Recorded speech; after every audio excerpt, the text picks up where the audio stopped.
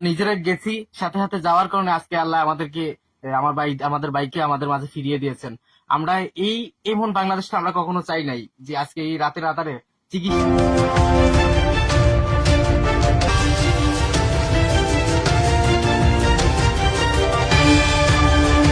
হলো ডেলিভারি রোগী। আমি এখানে গেলাম, বাইরে থেকে আমি চাবি নিয়ে নিই, পরে এসে আবার চাবি নিলাম। নেওয়ার পরে আমি বললাম তাদেরকে যে আমার রুগীতে গেলে আমি প্রথমে যাই দোকানে, তারপরে প্রেসার মেশিন, তারপর আমাদের ব্যাগে মেডিসিন থাকে ওইগুলো নিয়ে তারপরে যাই।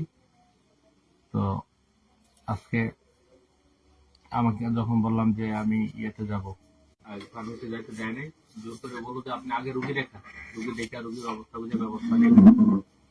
তখন আমি উঠতে চাইলাম না, কান্দে তুলে বললো আরে ভাই রুগীর অবস্থা সিরিয়াস, করে কান্দে তুললো। মনে হয় 1-1.5 গজ দূরে যাই, আমার থেকে চাদর ছিল আমার গায়ে, চাদরটা টানাটানি করতেছিল। তারা 3 জন ছিল লোক তখন। তো চাদর টানাটানি করতে, তো আমি বলছিলাম যে চাদর টানাটানি করছেন কেন? চাদর মোটরসাইকেলের চাকায় লেগে যাবে। আমি বললাম আমি আমার চাদর ওইভাবে করি, আমার কখনো ফাঁসির রুগী তো, ফাঁসির আসামিকেও তো জিজ্ঞাসা করা হয় যে কেন ফাঁসি দিচ্ছেন বা কোন অপরাধে, তাকে অবশ্যই কারণ দোষী তো বুঝিয়ে তাকে ফাঁসি দেওয়া হয়। আমার অপরাধ সেটা বলেন। এরপরে ওইখানে যাওয়ার, যেখানে গিয়ে আমার নামাইলো, ওইখানে আরো 5-7 জন মেবি লোক ছিল। তখন আমার চুপ বাদ, আমি বলতে পারতেছিলাম না যে কয়জন লোক। তখন আমি প্রথমে একটু নার্ভাস হয়ে গেছিলাম, পরে আর নার্ভাস না থেকে আমি মন শক্ত করে তখন তাদের সাথে কথা বললাম। তো আমাকে ইয়ে করলো, এখানে আমার চাদর নিল, চাদর নিয়ে বাঁধলো, গাছের ডাল দিয়ে আমাকে হাতে আঘাত করলো। আমি হাত ধরে ফেললাম, 2-3টা বাড়ি দিচ্ছে, আমি 3টা বাড়ি ফিরেছি। এখন এইখানে বক্সিং মারছিল, এইখানে বক্সিং মারছিল। তো আমি মোবাইলটা দেওয়ার জন্য, তখন আমি প্রথম বললাম যে আমার মোবাইল নিয়ে না, আমার মোবাইলে অনেক দরকারি জিনিস আছে, মেডিকেল রিপোর্ট আছে। তো মোবাইল বলতেছে না, মোবাইল নিয়ে চল, দামি মোবাইল, ডাক্তারের মোবাইল তো দামি হবে, মোবাইলটা নিয়ে চল।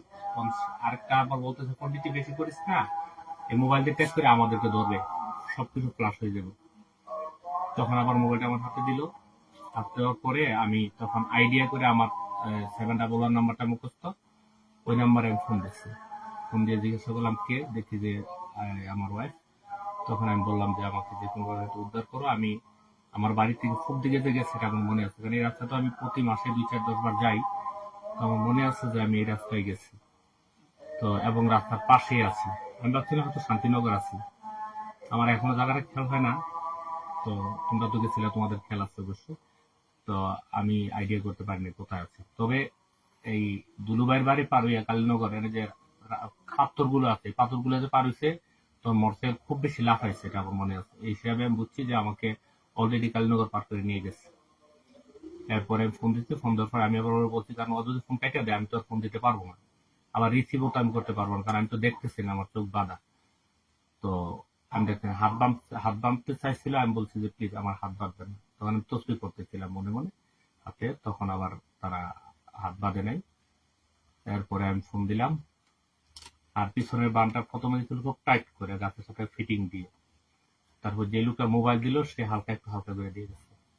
না, আমরা নিজেরা গেছি, সাথে সাথে যাওয়ার কারণে আজকে আল্লাহ আমাদেরকে আমাদের বাইকে আমাদের মাঝে ফিরিয়ে দিয়েছেন। আমরা এই এমন বাংলাদেশটা আমরা কখনো চাই নাই যে আজকে এই রাতে রাতারে চিকিৎসা, যেহেতু উনি চিকিৎসক, পল্লী চিকিৎসক, সেবা দিয়ে থাকেন মানুষকে, রাতে নিশি দিনে উনি চিকিৎসা দিয়ে থাকেন, ডেলিভারি রোগীদের চিকিৎসা দিয়ে থাকেন। সেই এলাকা ওনাকে বাড়ি থেকে এভাবে নিয়ে অপহরণ করে এইভাবে গাছের সাথে বেঁধে অত্যাচার বা প্রাণ নাশের চেষ্টা করা হয়েছে। আল্লাহ যাই হোক, আমরা সাথে সাথে খবরটা পেয়ে সাথে সাথে বাড়ি থেকে দৌড়ে যাওয়ার কারণে আজকে আমাদের বাইকে আমরা ফিরে পেয়েছি। আমরা তীব্র নিন্দা এবং প্রতিবাদ জানাচ্ছি। ইনশাআল্লাহ আমরা প্রশাসনের আমরা এই সহযোগিতা চাইবো এবং এদেরকে খুঁজে বের করার জন্য আমরা সর্বোত্তক আমরা প্রশাসনের সহযোগিতা কামনা করছি।